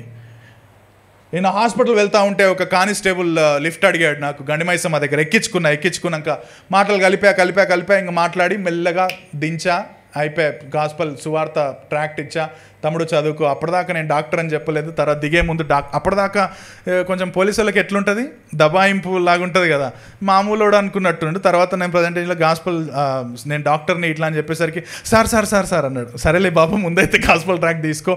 సో సిగ్గు నాకు కూడా ఉండే, నేనేం సిగ్గు లేని వ్యక్తిని అని అనుకోకండి, ఓకే? నాకు కూడా సిగ్గుంది, నేను కూడా భయపడతా కొన్నిసార్లు. కానీ బైబిల్ ఏం చెప్తుందంటే, సిగ్గుపడకండి. Do not be ashamed. Experience the power of the gospel. వాళ్ళు ముఖం మీద ఉమ్మేస్తారా? ఉమ్మించుకోండి. Praise the lord. దేవుడు అంటున్నాడు, యూ విల్ బి బ్లెస్డ్. మీకు ఖర్చీపులు లేకపోతే నన్ను అడగండి, నేను ఇస్తాను మీకు ఖర్చీప్స్. వేయించుకోండి ఉమ్ము. అండ్ దట్ ఈస్ హౌ మన డిసైపుల్స్ ఏమంటారు, రిసీవ్డ్ అండి రెస్పాన్స్. వాళ్ళని నిలబెట్టి ఉల్టా యాలాడదీసి చంపారండి. వాళ్ళని ఉల్టా యాలాడదీసి చంపారు. మనకేమన్నా అటువంటిది జరిగిందా? అసలు తెలుగు రాష్ట్రాల్లో పర్సిక్యూషన్ అని అనొద్దండి పేరు. మనకు జరిగేది పర్సిక్యూషన్ కానే కాదు అసలు. అక్కడ పోయి చూడండి, చైనాలో లేకపోతే అరబ్ కంట్రీస్లో పోయి చూడండి, గాస్పెల్ చెప్తే పర్సిక్యూషన్ ఏంటో అప్పుడు తెలుస్తుంది మనకు. మనది పర్సిక్యూషన్ కాదు. మనం చాలా కంఫర్టబుల్గా ఉన్నాం. దరిద్రం ఏంటంటే కంఫర్టబుల్గా ఉన్నాం ప్లేస్లోనే మనం సువార్త చేయట్లేదు. ఇంకా వాడిపోయి ఏం చేస్తాం మనం? Brothers and sisters, rise up. Let me tell you this, మనది హెల్దీ చర్చ్ కదా, reformed teachings, mentoring, discipleship training.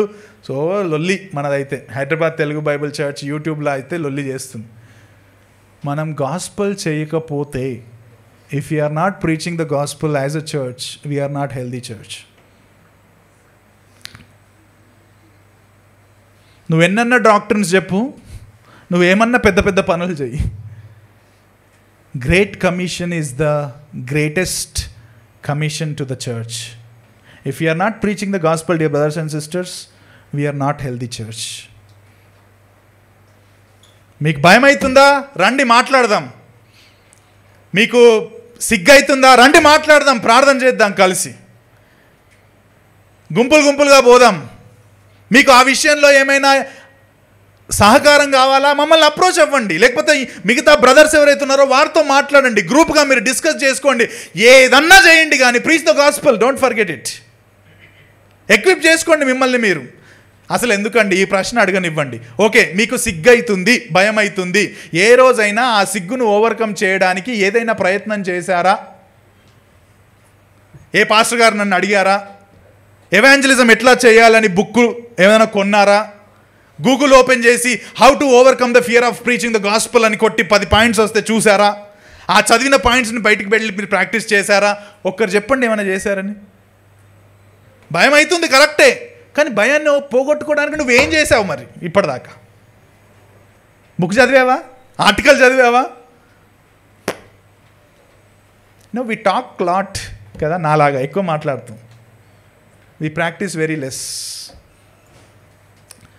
ఏ బ్రదర్స్, రిక్వెస్ట్ కాదు ప్రీచ్ ద గాస్పెల్ అనేది.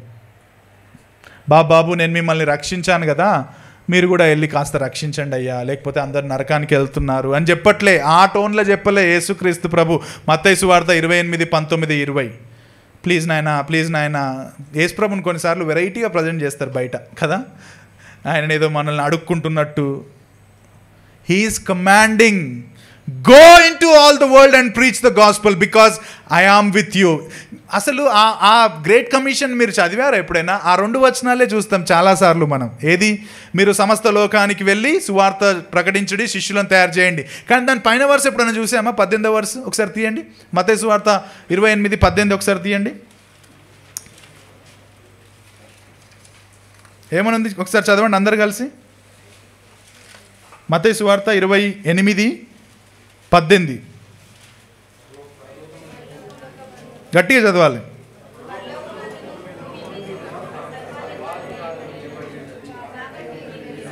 కాబట్టి ఆగండి, ఈ 18లో ఏమంటున్నాడు? పరలోకమందును భూమి మీదను నాకు సర్వాధికారం ఇయ్యబడ్డది కాబట్టి మీరు వెళ్ళి. Dear brothers and sisters, God is sovereign.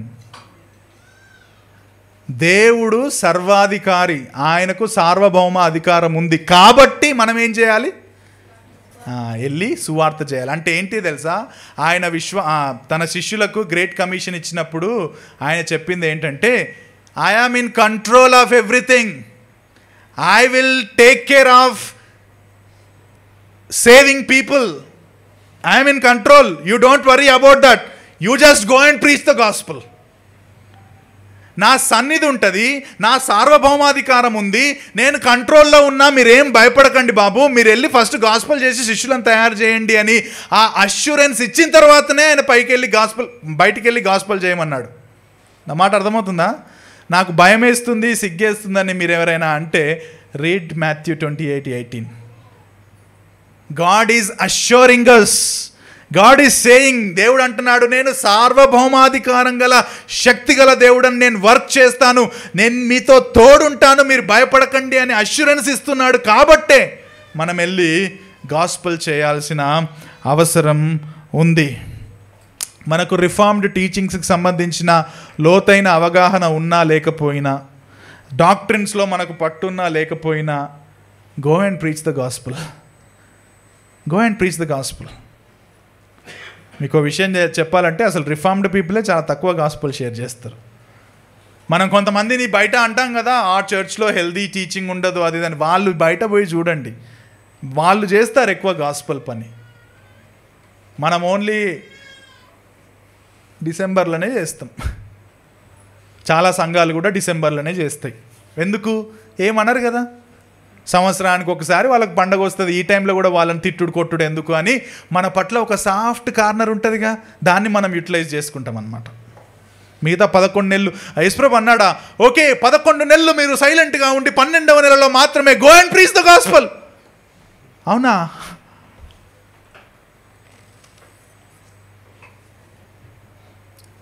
When was the last time you shared the gospel to someone, brothers and sisters? 10 సంవత్సరాలు, 20 సంవత్సరాలు, 30 సంవత్సరాల క్రైస్తవులు కూడా ఉంటారు చాలామంది. గాస్పెల్ ఉండదు, చేయరు.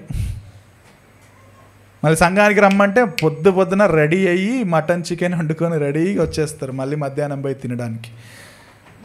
When was the last time you preached the gospel to someone? Preaching సంగతి పక్కన పెట్టండి. When was the last time you handed a gospel track to someone? ఒక చిన్న కరపత్రాన్ని చివరిసారి ఎప్పుడు ఇచ్చావు ఒక వ్యక్తికి? వీఆర్ వెరీ కంఫర్టబుల్ కదా, మన జాబ్లు, మన పిల్లలు, మన ఫ్యామిలీ, మన church, we're very much comfortable. But don't you have this concern of saving people? అంటే నువ్వేం రక్షించవు, కానీ దేవుని మిషన్, సృష్టిని తిరిగి విమోచించే దేవుని మిషన్లో నువ్వు పాలిభాగంగా ఉన్నావన్న సత్యాన్ని మరచిపోయి ఎన్ని సంవత్సరాలైంది, ఎన్ని రోజులైంది? నా లైఫ్ ఇంపార్టెంట్ అండి, లైఫ్ జీవిస్తే చాలు, సువార్త అప్పుడప్పుడు చెప్తాం, అప్పుడప్పుడు అట్లా చెప్పుంటే ఎవ్వరు చచ్చిపోయేటోడే కాదు ఇప్పటిదాకా. ఆ 12 మంది శిష్యులు నోరు మూసుకొని నా లైఫ్ ఈజ్ ఇంపార్టెంట్ అని ఉంటే వాళ్ళని ఉల్టా అట్కాయించి చంపేవాళ్ళు కానే కాదు. తోమాను ఎందుకు చంపారు? తోమా ఇక్కడికి వచ్చి ఒక మంచి ఇల్లు కట్టుకొని ఓకే అవకాశం వచ్చినప్పుడు నేను సువార్త చెప్తాను, నా లైఫ్ ఈజ్ ఇంపార్టెంట్ అని ఉంటే తోమాను భారతదేశంలో చంపేవాళ్ళు కాదు. They opened there mouths and preach the gospel. నోరు తెరిచి చెప్పారు వాళ్ళు, ఆ లైఫ్ ఈజ్ ఇంపార్టెంట్, నేను లైఫ్ని చేయట్లేదు. అసలు especially life is also important, ఎందుకంటే నీ లైఫ్ని బట్టి కూడా కొంతమంది ఆకర్షించబడతారు, కొంతమంది అట్లా ప్రభు దగ్గరికి వస్తారు, important. But that doesn't mean that you should close your mouth. Preach the gospel. ఒకవేళ ఆ శక్తి లేకపోతే ప్రభువుని అడగండి, దేవా సహాయం దయచేయండి, దేవా నాకు ఆ విషయంలో స్పెసిఫిక్గా మీరు బలం ఇవ్వండి, నేను ఆ విషయంలో ఎదగాలనుకుంటున్నా అని ప్రార్థన చేయండి. Let me ask you this question once again. When was the last time you prayed for the power so that you can preach the gospel to others? నా కుటుంబం బాగుండాలి, నా ట్రావెల్ బాగుండాలి, నాకు మోషన్స్ అయితే దేవుడు సహాయం దయచేయాలి, మంచి ప్రార్థన రిక్వెస్ట్లను ఉంటాయి. కానీ when was the last time దేవా నాకు సిగ్గేస్తుంది గాస్పల్ షేర్ చేయాలంటే, భయం వేస్తుంది, నాకు సహాయం దయచేయని దేవునికి ప్రేయర్ రిక్వెస్ట్ ఎప్పుడు పెట్టావు? సంఘానికి ప్రేయర్ రిక్వెస్ట్ ఎప్పుడు పెట్టావు? నేను భయపడుతున్నాను, సిగ్గుపడుతున్నాను, కొంచెం నా కోసం ప్రార్థన చేయరా, నేను కొంచెం సువార్త చెప్పాలనుకుంటున్నాను అని ప్రేయర్ రిక్వెస్ట్ ఎప్పుడు పెట్టావు? అసలు ఆలోచన ఉందా మనకు? Because we're comfortable, preach the gospel. బైబిల్లో ఒక మాట ఉంది, సమయమందును అసమయమందును ఏం చేయాలండి? అవును, సువార్త ప్రకటించాలని ఉందా? కాదు, బుద్ధి చెప్పు, యాక్చువల్లీ బోధించు, వాక్యంతో బుద్ధి. సమయమందును అసమయమందును వాక్యంతో బోధించు అని ఉంటుంది. మీకు ఇంకో విషయం యాడ్ చేయనివ్వండి, సమయమందును అసమయమందును సువార్తను ప్రకటించు. సమయమందును అసమయమందును సువార్తను ప్రకటించండి. డిఎల్ మూడీ అనే ప్రఖ్యాత సువార్థికుడు, ఈ మాటలు వినండి జాగ్రత్తగా. దేవుని పవర్ ఎంత గొప్పది, సువార్త శక్తి ఎంత గొప్పదో మీకు చెప్తాను. డిఎల్ మూడీ అనే ప్రఖ్యాత సువార్థికుడికి 17 సంవత్సరాల వయసు ఉన్నప్పుడు ఆయన కింబాల్ అనే ఒక వ్యక్తి, ఆయన డిఎల్ మూడీ గారు ఆయన చెప్పుల షాప్లో ఉంటే ఆయన దగ్గరికి వెళ్ళి సువార్తను చెప్పినప్పుడు సువార్తను డిఎల్ మూడీ గారు అంగీకరించారు. ప్రపంచవ్యాప్తంగా డిఎల్ మూడీ గారు ఎంతోమందికి, వేల మందికి సువార్త చెప్పాడు, పాస్టర్గా పనిచేశాడు, బుక్స్ రాశాడు. ఆయన చాలా ప్రభావవంతమైన పరిచర్య చేశాడు. ఎప్పుడంటే 17 ఇయర్స్లో ఆయనకు సువార్త చెప్పింది ఒక Sunday school teacher, Kimball. Dear Sunday school teachers, don't underestimate your teaching in Sunday school. Don't underestimate it. సువార్త సండే స్కూల్లో ఏదో చెప్పారు కాబట్టి నేను చెప్తున్నా అని అనుకోకండి. There is a power in the gospel, and if you preach and teach faithfully the gospel to the kids, దేవుడు తప్పకుండా సహాయం చేస్తాడు. అదే డిఎల్ మూడీ గారు ఒక చిన్న ఉదంతం చెప్పాడు, అది చెప్పి నేను క్లోజ్ చేస్తాను. డిఎల్ మూడీ గారు ఒకరోజు, ఆయన కూడా చాలామందికి సువార్త చెప్పాలి అని చాలా ఆశ కలిగి ఉన్న వ్యక్తి ఆయన. అయితే ఎవ్రీడే నేను ఒక పర్సన్కి సువార్త చెప్పాలని నిర్ణయం తీసుకున్నాడు. That was his commitment. ఆయన ఒకరోజు పడుకున్నాడంట, మేబీ 10 గంటలకు సడన్గా మెలకొచ్చింది. ఈరోజు నేను పొద్దుటి నుంచి సువార్త ఎవరికి చెప్పలేదు అని చెప్పేసి నాకు అర్థమైపోయి 10 o'clock ఇన్ ద నైట్ ఈ వెంట్ అవుట్. ఆయన వెళ్ళాడంట. బయటికి వెళ్తే ఆ ల్యాంప్ స్టాండ్కి ఆనుకొని ఒక వ్యక్తి నిలబడ్డాడు. ఆయన దగ్గరికి వెళ్ళి డిఎల్ మూడీ గారు అన్నారంట, ఆర్ యు అ క్రిస్టియన్, నువ్వు క్రైస్తవుడివా అని చెప్పేసి మెల్లగా స్టార్ట్ చేశాడట. స్టార్ట్ చేయగానే ఆ వ్యక్తికి చాలా కోపం వచ్చింది. అని మస్తు తిట్టాడంట డిఎల్ మూడీకి. Or you to preach the gospel అది తిట్టేసి, నువ్వు ఇంకా ఇక్కడే నిలబెడితే ఆ మోరి గట్టర్లో నిన్ను పడేస్తా అని చెప్పి కూడా డిఎల్ మూడీ గారిని బెదిరించాడట. సో డిఎల్ మూడీ గారు వెళ్ళిపోయారు. ఈ వ్యక్తి నెక్స్ట్ డే వెళ్ళాడు చర్చ్కి. చర్చ్లో ఉన్న పాస్టర్ ఎల్డర్కి చెప్పాడంట, నేను ఇట్లా రాత్రి బయట ఉంటే డిఎల్ మూడీ వచ్చి ఇట్లా గాస్పెల్ చేశాడు. చికాగో పట్టణం, యాక్చువల్లీ చికాగోలో చాలామంది చాలా మంచి పనులు చేస్తున్నారు, డిఎల్ మూడీ ఇట్లా గాస్పెల్ చెప్పి అంత చెత్త పనులు చేస్తున్నాడు అని చెప్పేసి పాస్టర్ గారికి కంప్లైంట్ చేశాడు. పాస్టర్ గారు డిఎల్ మూడీ గారిని పిలిచి, బాబు కాస్త జాగ్రత్త నాయన అని అన్నాడట. అంటే you preach but be wise అనేది ఆయన ఒక మాట చెప్పాడట. ఆ తర్వాత 3 months అయిపోయింది. YMCA క్యాంప్స్లో ఎక్కువగా డిఎల్ మూడీ గారు ఉండేవారు. ఒకరోజు క్యాంప్లో ఉన్నాడు, ఆయన రూమ్లో పడుకున్నాడు. డిఎల్ మూడీ గారు పడుకున్నప్పుడు టక్ టక్ టక్ అని శబ్దం వచ్చింది. లేచి ఓపెన్ చేసి చూస్తే ఈ 3 నెలల కిందట ఎవరైతే సువార్త చెప్పాడో ఆ వ్యక్తి నిలబడ్డాడు. ఆయన వచ్చి అంటున్నాడంట, I'm very sorry for my behaviour on that day. ఆ రోజు మీతో ప్రవర్తించిన విధానాన్ని బట్టి I'm very sorry. I think I want some help from you. My soul is troubling me. నా ఆత్మ ప్రాణం నాలో కలవరపడుతుంది. I need your counsel. అంటే డిఎల్ మూడీ గారు ఆయనని కూర్చోబెట్టి సువార్త చెప్తే ఆ వ్యక్తి రక్షించబడ్డాడు. ఆ రక్షించబడ్డ వ్యక్తి సండే స్కూల్ టీచర్ అయ్యి ఎంతో గొప్ప పరిచర్య చేశాడని వారెన్ వియర్స్బీ గారు ఒక పుస్తకంలో రాస్తున్నారు. Brothers and sisters, you just preach it, God will do his own work. మనందరికీ బిల్లీ గ్రాహం గారు తెలుసు కదా, లక్షల మందికి సువార్త చెప్పాడు. ఐ థింక్ కోట్ల మందికి చెప్పుంటాడు ఆయన జీవితకాలం అంతా. ఆయనకు సువార్త చెప్పిన ఆయన ఎవరో తెలుసా? మొర్దెకై హ్యామ్ అనే ఒక నార్మల్ పర్సన్ అండి. He was not as famous as Billy Graham. ఆయన సింపుల్గా బిల్లీ గ్రాహాంకి గాస్పెల్ చెప్పాడు. కానీ బిల్లీ గ్రాహం డూనమిస్. బిల్లీ గ్రాహం కొన్ని కోట్ల మందికి సువార్త చెప్పాడు.